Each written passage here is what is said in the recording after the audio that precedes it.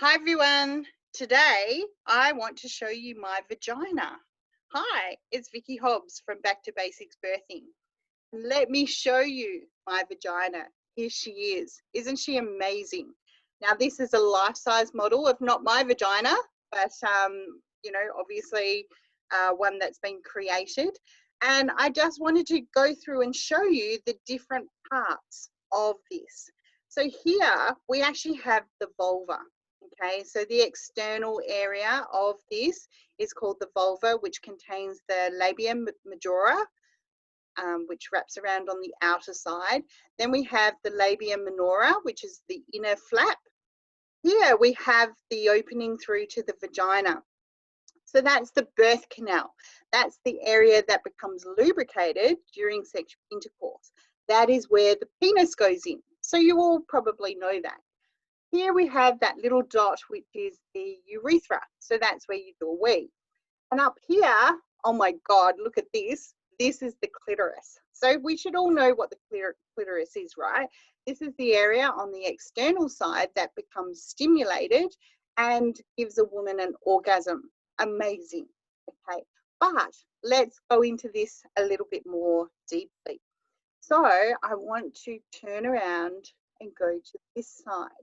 So on the inner side of your vagina, this is your clitoris. So we have this big shaft that wraps around the vagina either side. So roughly around 10 centimeters long either side. That's where the clitoral gland is. So this part here is actually called the clitoral gland.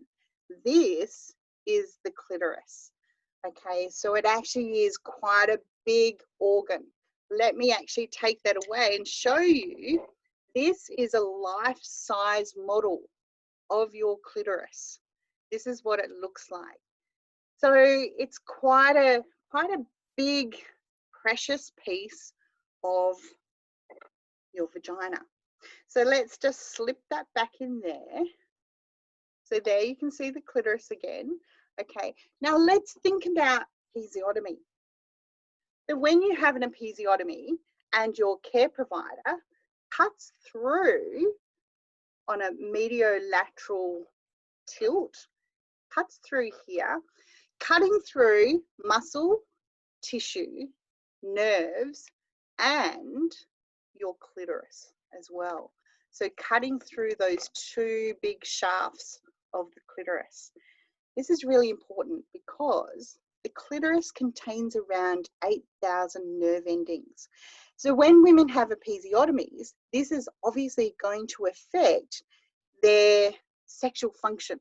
And this is why we have so many women after episiotomies having sexual dysfunction. So we want to try and avoid episiotomies, routine episiotomies. So I'm not talking about an episiotomy where it's medically necessary to have that episiotomy. Okay, we're talking about just routinely cutting, okay, to make the area bigger rather than just waiting for the urge to push and waiting for the head to actually put pressure on the perineum and stretch that area naturally and slowly. Okay, so obviously there may be medical situations where they need to get the baby out much faster, and then doing an episiotomy is necessary. Okay, but this is different where we're talking about, some care providers are just doing episiotomies routinely, sometimes without even getting consent from the woman. So this is really important as well. We want to make sure that women are being provided with all the information as to why they're having an episiotomy, going through their brain technique. What are the benefits of doing that? What are the risks involved? What are the alternatives? What is the mum's instinct saying? Does she really feel that this is a necessary thing that has to happen? And what if we do nothing? What if we just wait and see for a little bit longer? Okay, because if you're cut, you're cut. Okay, you might not tear. Okay, but if you're cut, and you're cutting through quite an extensive part of this whole area.